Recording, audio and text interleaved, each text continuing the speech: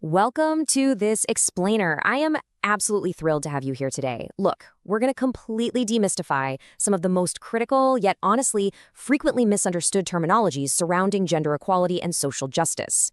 We aren't just going to sit here looking at dry dictionary definitions. We are mapping out the real-world legal frameworks and the deeply ingrained social challenges that actually shape our society. By walking through these concepts together, we're going to build a really solid, comprehensive understanding of how all of this operates on the ground. Okay, let's dive into this. Here's our roadmap for today. Number 1, core concepts of gender justice. 2, hidden biases and stereotypes. 3, severe consequences of inequality. 4, legal protections and rights. And finally, number 5, education as the equalizer. Section 1, core concepts of gender justice. Establishing a shared vocabulary is absolutely the critical first step here. Before we could even attempt to analyze or solve these severe social injustices, we have to make sure we're all speaking the exact same language. People mix these two up all the time, equality versus equity. The difference is actually profound. Equality means providing identical resources to everyone. For instance, a school gives identical sports uniforms and cricket kits to both the boys and girls teams. That's equality. But Equity is different. It actively matches unequal starting points to achieve fair results. A great example of equity is a school providing free bicycles specifically to rural girls, because walking miles to school places them at significantly higher safety risks. Equity recognizes that, well, not everyone starts from the exact same starting line. So, the crucial point is how we shift from that baseline equity to actual empowerment. Gender empowerment is the vital process of expanding a person's legal, social, and financial power so they can make completely free life choices. It's really about systemic change. Some great political examples of this include reserving 1/3 of all seats for women candidates in local Gram Panchayats, or state governments passing laws to guarantee specific seats for women in legislative assemblies. Now, as we talk about empowerment, we absolutely have to define class. Class is a sociological system of division that groups individuals entirely based on their economic wealth, their earnings, and their financial assets. In practice, this looks like stratifying a town's population into totally distinct groups. You've got low-wage laborers at one end, salaried middle-class workers in the center, and wealthy business owners at the very top. Class deeply, deeply impacts a person's access to justice and opportunity. Here's another fascinating societal structure, a matriarchy. This is a system where females hold primary authority, dominate family governance, and crucially, pass down property through the female line. Just imagine a family system where ancestral land deeds belong exclusively to the daughters, and children actually take their mother's last name instead of their father's. It completely flips the patriarchal structures most of us are used to seeing every day. Next up, let's look at biological realities. Intersex refers to individuals born with natural variations in reproductive organs, hormones, or chromosomes that simply do not neatly match standard male or female definitions. For example, rather than the standard female XX or male XY structure, an intersex baby might be born with an XXY chromosome combination. This is just a biological reality, right? It's not a choice or a personal identity. On the other hand, transgender refers to individuals whose personal gender identity differs from the biological sex that was assigned to them at birth. And this difference can cause severe systemic challenges, especially in schooling. We see massive structural exclusion, like a student being forced to drop out because application forms or restrooms literally only offer male or female options, leaving them totally identityless in the system. And of course, there's the horrific social challenge of bullying, like classmates laughing at a transgender student's voice or walk simply due to a lack of training and empathy. Section 2, hidden biases and stereotypes. Now that we've got those foundational concepts locked in, let's explore how they are quietly and consistently undermined in our everyday lives. And this brilliantly illustrates the problem right here, mass media. Think about the commercial divisions we see constantly. We are bombarded with television advertisements linking women to domestic chores, washing clothes with detergent, while men are shown with financial authority, like confidently taking out a bank loan to buy a new car. And in movies, it's just as stark. Cinema frequently shows male characters using physical power, fighting off gang members, while completely reducing the female characters to silent roles, often just standing there crying in a corner. But hey, it doesn't just stop at the television screen. I want you to consider the classroom environment for a moment. How do our textbooks and teachers show bias? Let's take a look. It literally happens right inside the school books. Textbooks demonstrate severe job stereotyping, consistently drawing male figures as army pilots and females solely as nurses. Furthermore, there's this massive narrative exclusion. Science chapters will detail the invention of radium or the creation of computers, while entirely ignoring the brilliant women researchers involved. And inadvertently, teachers can actually reinforce this.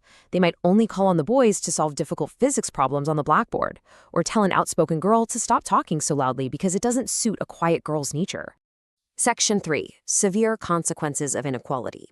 We need to lower our pace a bit here, because when these everyday systemic biases escalate unchecked, the results are frankly devastating. Take the dowry system in India, for example, which persists largely due to three main socioeconomic causes. First, daughters are tragically viewed as financial liabilities. Families will literally save cash for a wedding dowry instead of paying for their daughter's university degree, assuming she'll just leave the family anyway. Second is property exclusion. Parents will leave the valuable family house or land to their sons, giving the daughter gold jewelry at her wedding instead of an equal share of the land. And finally, social prestige. Families take on massive bank loans to buy cars for the groom, purely to assert their class standing among relatives. It's an illegal financial system kept alive by bias. And the most severe consequence of extreme patriarchal bias is female infanticide. This is a horrific crime, defined as the deliberate, illegal killing of a newborn female child within her first year of life. Driven by this aggressive, single-minded pursuit of male heirs, this takes the unimaginable form of intentionally starving or giving poison to a newborn girl infant. It represents the absolute darkest endpoint of unchecked gender inequality. Fortunately, society hasn't remained silent on this. Let's transition to Section 4, Legal Protections and Rights. We're going to look at the specific legal acts and governing bodies explicitly designed to shield citizens from these very injustices. If we look at the timeline of women's legal rights, we see steady, critical momentum. Back in 1961, the Dowry Prohibition Act came into formal legal force, finally making it a punishable crime to demand wedding assets. Fast forward to 1994, the PCNDT Act was implemented.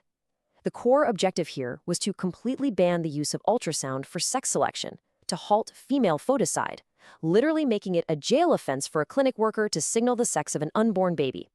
And then in 2013, the POSH Act instituted vital workplace protections against sexual harassment.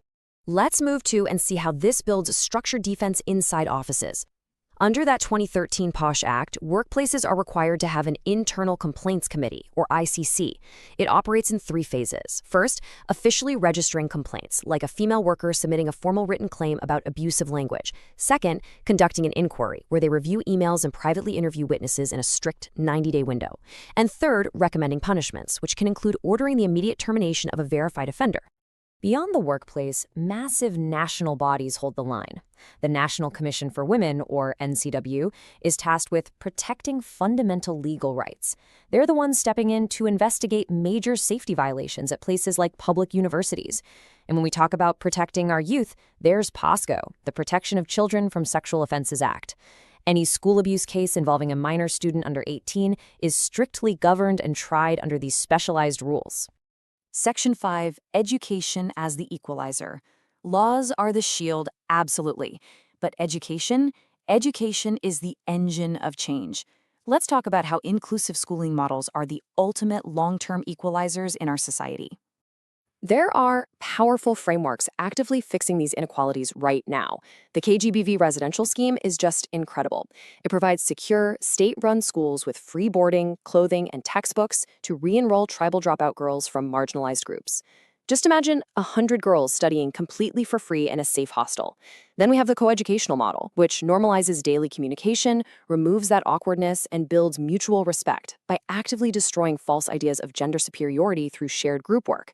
And crucially, we can literally prevent the societal evil of child marriage by guaranteeing free secondary education up to grade 12 for rural girls, while simultaneously penalizing the local priests who try to coordinate minor weddings.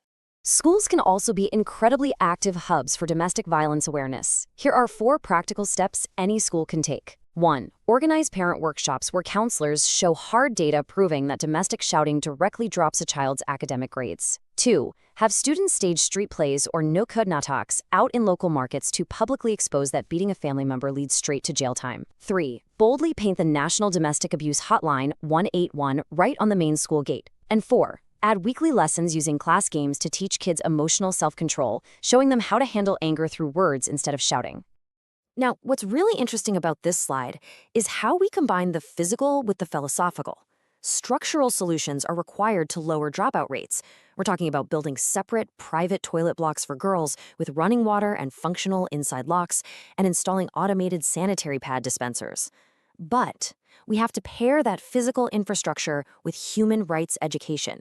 We must teach children constitutional laws so they actually know their rights, train them to spot unfair child labor practices in local shops, and foster deep empathy, like empowering students to organize a village rally demanding equal school access for disabled children.